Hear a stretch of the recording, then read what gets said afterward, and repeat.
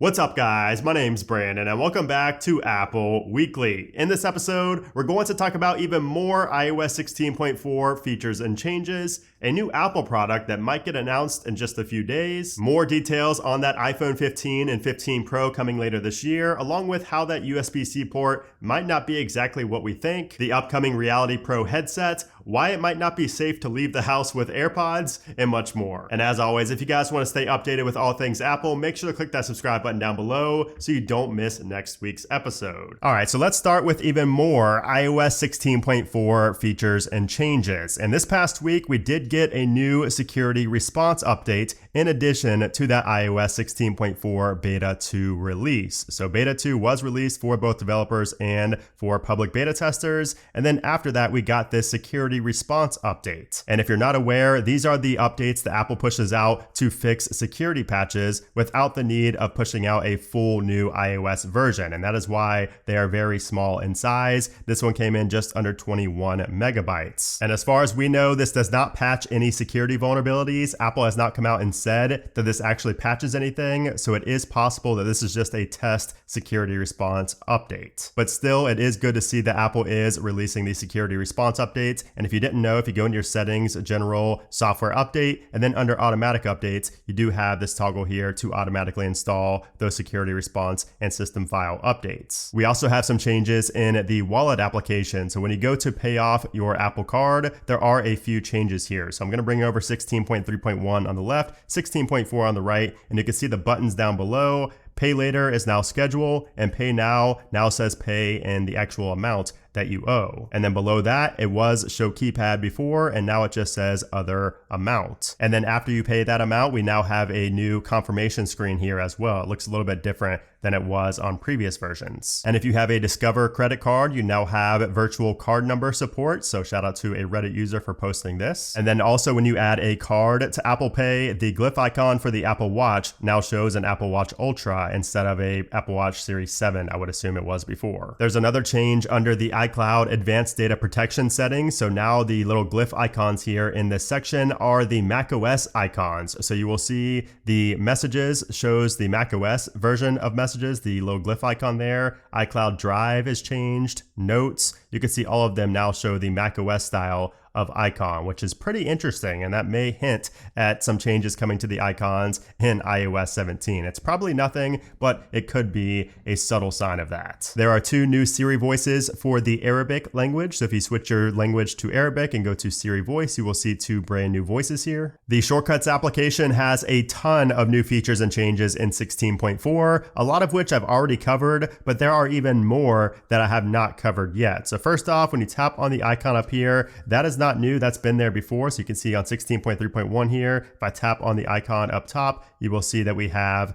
the icon change right there. However, we have quite a few changes with the icons themselves down below. So you can see we have multiple new types of glyph icons. We have text formatting, keyboard, editing. You can see there are a ton of new icons and new groups as well. We also have a lot of new actions that I did not previously cover. So we have set night shift, we have set true tone, set airdrop receiving, set announce notifications, and we also have, of course, the set always on display there as well. Before we were only able to do that on the watch, but now you can do it for your phone's device as well if you have a 14 Pro. And one of the biggest ones that I know you guys are very excited about is lock screen. So now you're able to lock the screen via shortcuts. And I actually added an icon to my home screen here, as you can see, that just says lock screen. So now when I tap on that, it will lock the screen for me. So that's pretty cool. And you can also have this in an automation, which you can see right here. I have an automation set for when bedtime starts, it will automatically lock my device. So the run shortcut will run the lock screen shortcut. That way I get to sleep and I don't get distracted on TikTok all night. So lock screen is an awesome action to have here. And the other one that I know some people are excited about is shutdown. I've not been able to figure out a way to use this properly, but you can shut down your device with a shortcut. Now you do still have to interact. You do still have to swipe to shut it down. It doesn't automate the full shutdown process, unfortunately. That could be abused, but that is another one I'm still trying to figure out exactly how I can use that. Also found in the code of 16.4 beta 2 were more references to Apple Music Classical. I know everybody can cannot wait for the Apple Music Classical application. So there was more, hints at that coming soon in the code for beta 2. 5G standalone mode is another feature that's coming in iOS 16.4, which a lot of users are very happy about. So beta 1 enabled this feature for T-Mobile users, and beta 2 enabled it for Brazilian carriers Vivo and TIM Brazil. Now this is going to be available to everybody starting with 16.4, and whether you have access to it or not depends on your carrier. And then as far as an update on the performance and battery life, I've really had no issues so far with performance, which I'm pretty surprised about because we're only on beta 2 here, and I've really had no bugs, no UI bugs, no crashing, no overheating, really nothing at all in terms of performance. Now, battery life is not the greatest. I don't think it's as good as 16.3.1, but I have nothing to complain about so far. I think this could be a very solid update, especially given how many new features we have. Usually you do see a decrease in performance or battery life, but I'm not really seeing a big difference in either. I also have been paying attention to your comments, and I know you guys are kind of in the same boat. Some of you do have some performance issues, but I think most of the issues surrounding 16.4 beta 2 are related to the battery life. But if you're experiencing something different, let me know in a comment down below. And then I do also want to briefly touch on iOS 16.3.1 because I don't know about you guys, but I've been getting this prompt right here a lot, and it's basically an issue with Wi-Fi where it shows that my Wi-Fi does not appear to be connected to the internet when it actually is, and every other device is perfectly fine on my Wi-Fi network. So I don't know why that's happening all of a sudden here on 16.3.1, but if you're having Wi-Fi issues, let me know in a comment down below because I did ask about this on Twitter, and it seemed like a lot of users also had this same issue. But aside from that, iOS 16.3.1 has been running great. I mean, battery life is great, performance is great. I really have no complaints aside from the Wi-Fi issues in 16.3.1. Now let's talk about what to expect next from Apple. So next up is going to be iOS 16.4 beta 3. And as I said in my previous 2 videos, I do think that beta 3 is coming next week. So we were on a 2-week beta cycle before this, but I do think Apple is going to switch over to a 1-week cycle from here on out. So I believe on the week of March 6th is when we will see 16.4 beta 3, most likely right there on Tuesday the 7th. And then after beta 3, I would expect a beta 4 on the week of the 13th, RC on the week of the 20th, and then a release on the week of the 27th. That is my current prediction for the iOS 16.4 release. And the reason that I think 16.4 is coming sooner rather than later is because we're most likely not getting a spring Apple event, and we'll talk about that here in a moment when we move on to the news section. But since we're not getting that, I don't see any reason for Apple to kind of delay or, extend the beta cycle for 16.4. So I think we're going to see that by the end of March, but there is always a possibility of that going into April, but I still think it's coming at the end of March. Now that we've covered the software, let's move on to the latest Apple news. All right, so let's start with that new Apple product that might get announced as early as next week. And when I say new Apple product, I mean a new iPhone 14 color. So technically, yes, it is a new Apple product, but it's not an entirely brand new product. So we have new rumors now pointing to a yellow iPhone 14 getting released or getting announced as early as next week and even potentially released at the end of next week. This was originally reported by Mako Takara, who referenced a Weibo post, and it says that Apple is planning to launch a new yellow color for the iPhone 14. But what's strange is that this rumor says the yellow finish is coming for the iPhone 14 and 14 Plus, but there's no mention of the Pro models getting a new color. And to add further validity to this report, 9to5Mac also independently confirmed that a yellow iPhone 14 is on the way. So we could be seeing that yellow iPhone 14 and 14 Plus soon, and that also makes me think that there's not going to be a spring Apple event. If Apple's just going to release this via press release,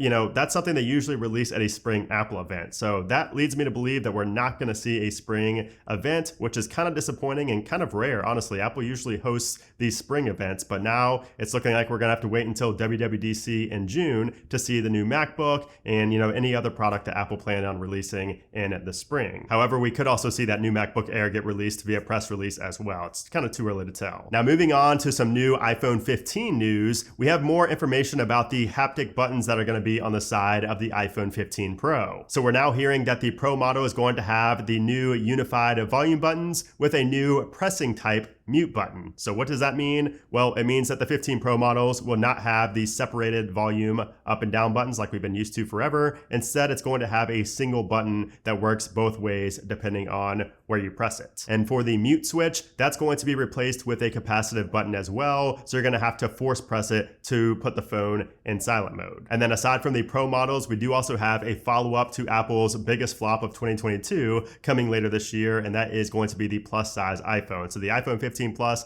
that design also just recently got leaked via the CAD files. And just like the 15 and 15 Pro, it does appear that the 15 Plus will also have that USB-C port, the dynamic island, slimmer bezels, the curved design, and a thicker body, mainly due to that larger camera bump on the back. And then speaking of USB-C, we also have further details on how Apple is basically going to be like skirting around the law that forced them to put USB-C on the iPhone. And the reason I say that is because a new rumor claims that USB-C with MFI made for iPhone is currently being mass produced. We're also hearing that cables with no MFI will be software limited in data and charging speeds. And this goes right along with Ming-Chi Kuo's recent leak where he said that the iPhone 15's USB-C port will retain the USB 2.0 speeds the same as Lightning, while the faster transfer speeds will be exclusive to the 15 Pro and Pro Max. So there's kind of a lot going on here and kind of a lot of unknown still with that USB-C port and exactly how it's going to work with the MFI cable. So we're going to see how Apple explains this at their fall event. And speaking of Ming-Chi Kuo and upcoming iPhones, remember how we heard that the iPhone SE 4th generation was going to be canceled and not released in 2024? Well, it turns out that's not the case because Apple has resumed production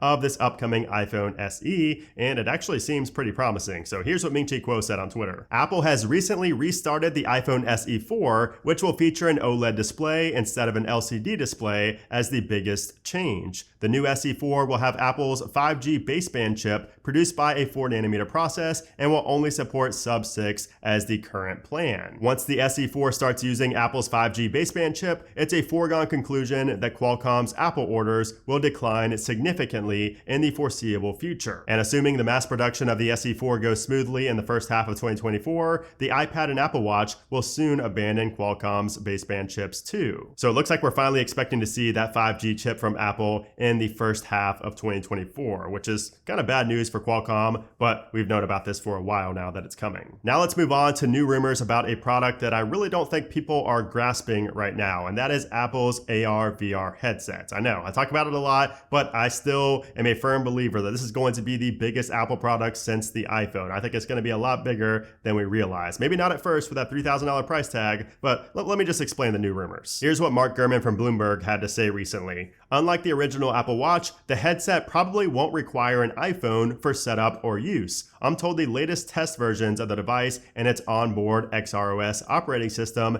can be set up without an iPhone and can download a user's content and iCloud data directly from the cloud. A key feature for text input in-air typing is available on the latest internal prototypes, but it's been finicky in testing. So if you get the first headset, you still may want to pair an iPhone to use its touchscreen keyboard. The hope within Apple is to make rapid improvements after the device is released, and the company expects its headset to follow the same path as the original Apple Watch in that respect. Apple is currently planning to unveil its first headset, which may be dubbed the Reality Pro, at WWDC in June. The product would then ship towards the end of 2023 at the earliest. So in-air typing is going to be pretty cool. You're going to look pretty weird when you're doing it, but I think it'll be pretty cool. And the fact that you don't need an iPhone to use this headset is pretty funny because I feel like anybody spending $3,000 on a headset is probably already going to have an iPhone, but still, I found that interesting. And in this same report, we also hear about Apple's secretive startup team dubbed XDG. Now, it's basically just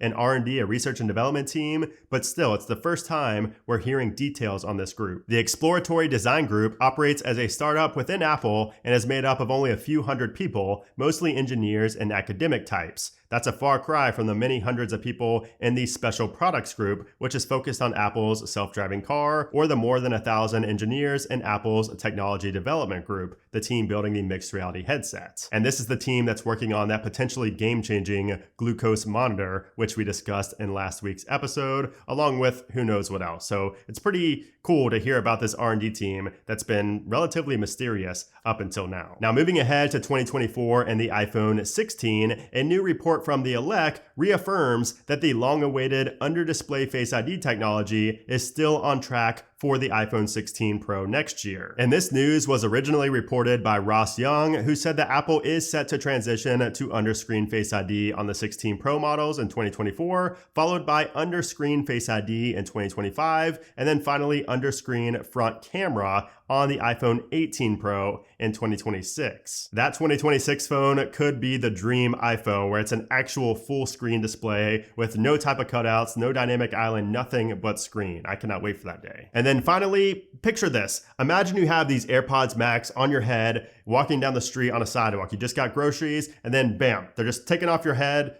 and the person who's took them are just gone on mopeds. That's exactly what's happening right now in New York City at an alarming pace. Just in the past month, this has happened at least 21 times in New York City alone, with each case typically consisting of 4 thieves on 2 mopeds simply ripping the headphones from the victim's head while they're wearing them in day-to-day life. And the thieves remain at large with no arrests being made yet. So the picture has been made public, so hopefully they get caught soon. And it's just a crazy world when you can't even leave the house with AirPods on your head.